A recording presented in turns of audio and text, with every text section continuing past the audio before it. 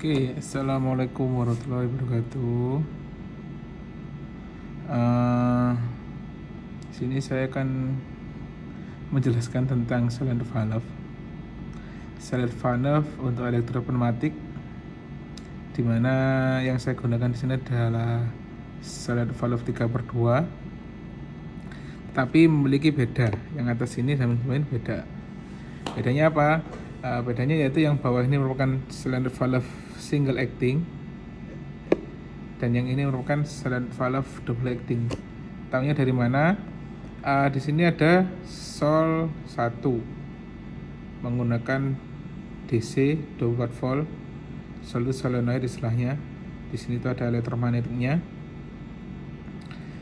Dia single acting. Ketika ini dia ada tegangan, otomatis ini yang awalnya di sebelah kiri dia pindah ke kanan seperti ini. Kalau ini nggak ada tegangan, dia akan dikembalikan dengan pair. Di sini ada pairnya sendiri. Ini bisa kembali dari ruangan dari 1 ke 2, terus waktu dilepaskan tegangannya bisa langsung pindah ke 2. Seperti itu. Itu yang disebut namanya single acting. Ya. Terus ini menggunakan yang sama-sama 3/2. Tapi di sini double acting. Jadi untuk perpindahan dari kamar 1 ke kamar 2 ini menggunakan dua tegangan yang berbeda. Kiri ada kanan seperti ini ya. Oke, saya jelaskan dulu yang single acting. Jadi sebuah komponen pneumatik, elektropneumatik, kita akan melihat beberapa komponen-komponennya, yaitu yang jelas di sini tuh ada solenoidnya. Kalau ini untuk praktikum biasa di ini. Kalau nggak buat praktikum hanya biasanya cuma ini aja. Di sini ada penanda atau kotak dari penunjuk ini termasuk solenoid valve yang seperti apa sih? Ya. Jadi kalau ini kita lihat dari gambar bisa tidak ada tulisannya.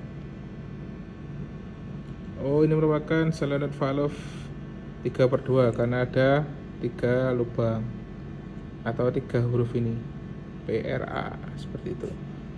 Makanya kita sebut ini 3. Terus 2-nya dari mana? Ada kamar, ada 2 kamar. Itu 3/2. Oke.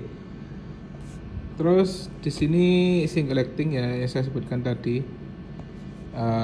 Hanya ada satu elektromagnetik. Jadi di sini tuh kondisi defaultnya dia adalah berada di dalam kamar ini. Jadi di sini tuh kayak ada kayak kran gitu loh di dalamnya tuh. Nah, kran awal mulanya itu P ini buntu atau tidak ada udara yang keluar. Jadi kalau misalnya kita tancapin selang udara gitu, dia tidak ada udara yang keluar dari mana karena ini ada buntu di sini tanda T ini. A itu ini, kalau kita load kodenya itu berada di sini. Di sini tuh ada A, ya, sama R. R ini exhaust, pasti exhaust. Makanya diberi seperti ini. Ini tuh untuk saringan udaranya. Jadi supaya nggak ada debu yang masuk ke dalam sini, ya. Jadi A itu nyambung ke R. Jadi A ini mengeluarkan angin di R di sini. Dan P itu pasti adalah sumber. Jadi di mana kalau P dalam pneumatik itu pasti sumber. Entah itu nanti dari regulator, entah itu nanti dari solenoid yang lain, P itu pasti sumber. Awal mula dia angin masuk. Nah, ketika terus di dalam sini ada mekanisme kayak sakarnya tadi ya. Nah, di sini tuh ibaratnya tuh kalau dalam keadaan default dia itu seperti ini, P itu tertutup. Terus untuk memindah jalur, jadi biar P nyambung ke A, terus R yang ditutup, ini kan digeser ke kanan gini. Nah, itu adalah dengan cara mengaktifkan elektromagnetik yang ada di sebelah kiri sini. Jadi ini tuh adalah merupakan elektromagnetik yang dimana bisa untuk menggeser kamarnya ini, Yang awal mula di sebelah sini akhirnya nanti dia bergeser ke kanan seperti ini. Jadi nanti P nyambung ke A. Kalau ini kan P masih ke buntu, nanti P bisa nyambung ke A. Seperti itu. Ya. Terus kalau ingin membalikan lagi, berhubung ini single acting, tinggal kita lepas supply-nya, dia otomatis kembali lagi. Otomatis P tidak nyambung apa-apa, atau A nyambung ke R. Jadi seperti itu. Nah ini untuk pengaplikasian untuk apa ya? Kalau rangkaian sederhana sih bisa untuk piston single acting. Kalau ingin untuk yang rangkaian lebih ribet ya bisa juga untuk rangkaian lebih ribet. Ini bisa digunakan tergantung logika kalian tadi memasangnya seperti apa, seperti itu ya. Oke, ini penjelasan yang single acting, 3/2 single acting. Kita ambil yang 3/2 double acting. Oke. Mungkin tadi penjelasan dari lubang-lubangnya sama kayak yang single acting, tetapi di sini yang beda adalah double actingnya aja. Kalau jumlah kamarnya sama, yaitu 3/2.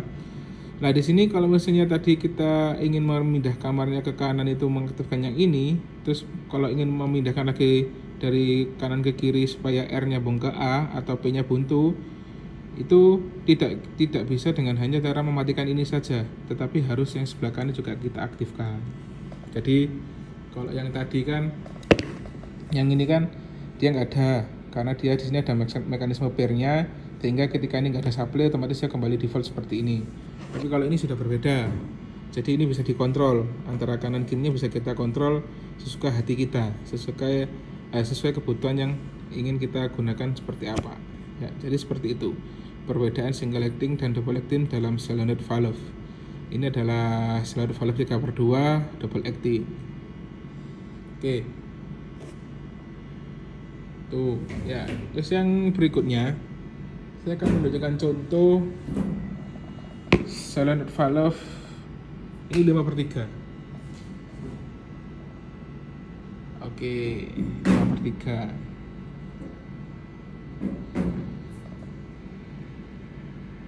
Ini adalah solenoid valve 5/3. 5/3 dari mana? Kita hitung jumlah panahnya atau yang keluar di pinggir-pinggirnya ini. Ya.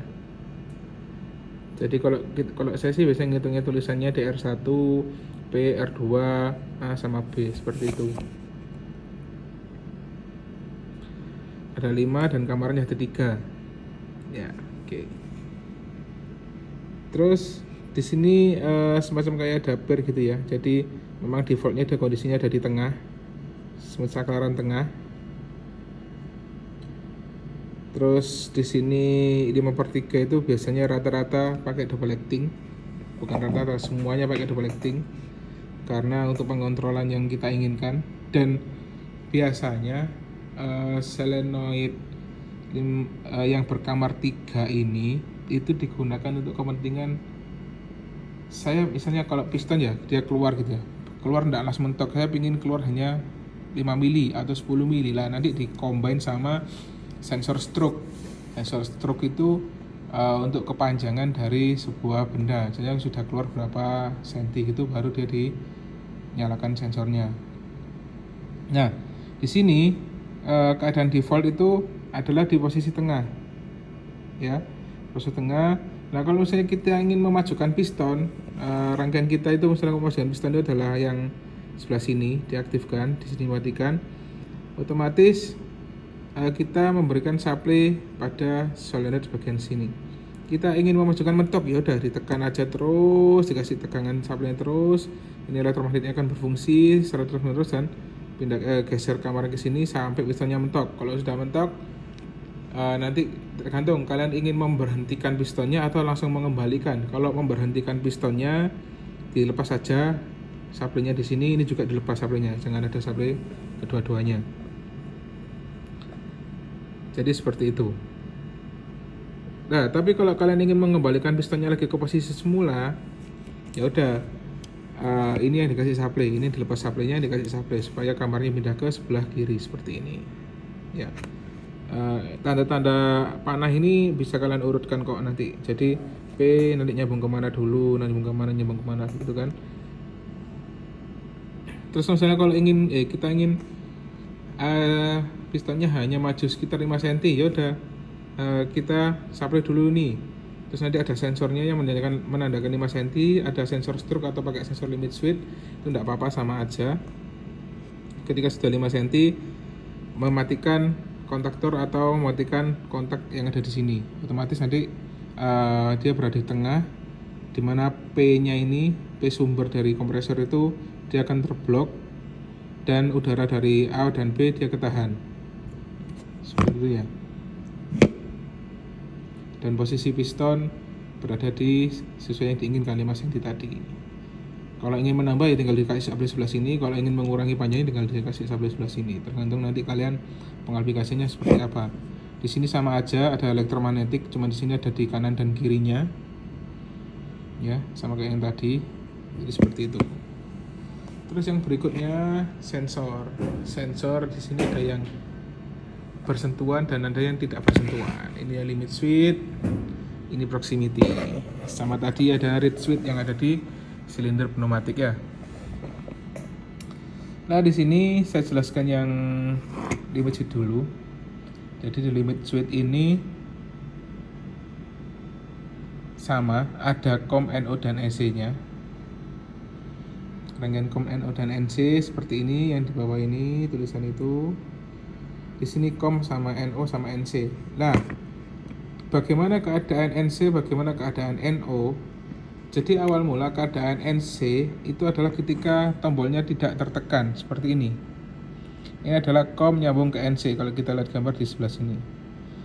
Lah, kalau keadaan tertekan seperti ini, otomatis COM sama NO nyambung, COM sama NC dia putus.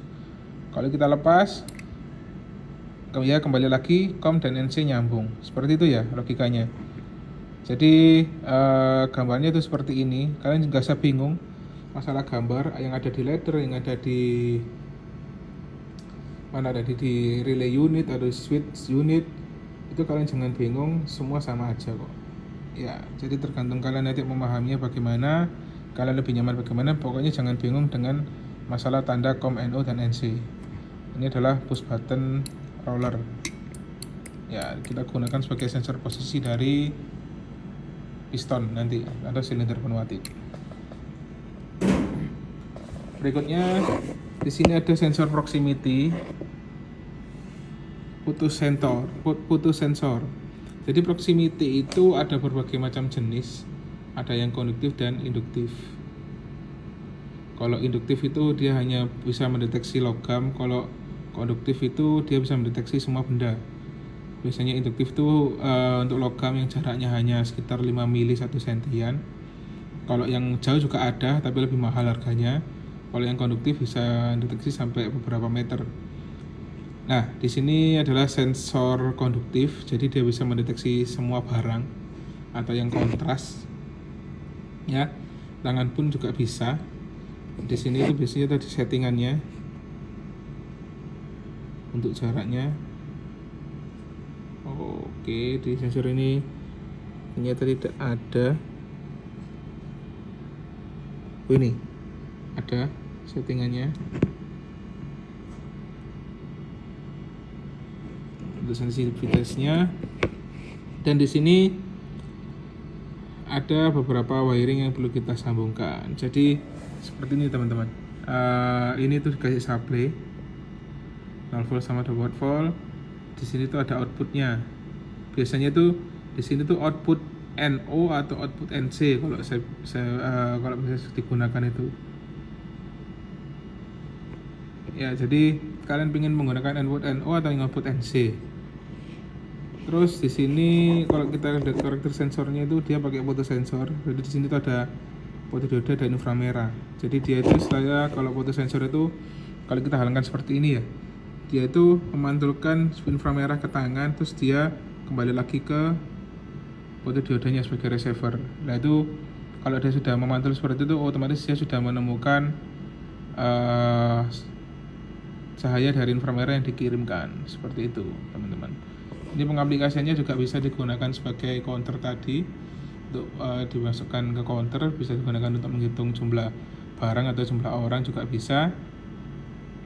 Tapi menghitungnya dalam keadaan ini ya, orangnya berjalan secara seri. Kalau saya bilang satu-satu, nggak bisa bertumpuk. Kalau bertumpuk menggunakan metode lain atau menggunakan peralatan lain.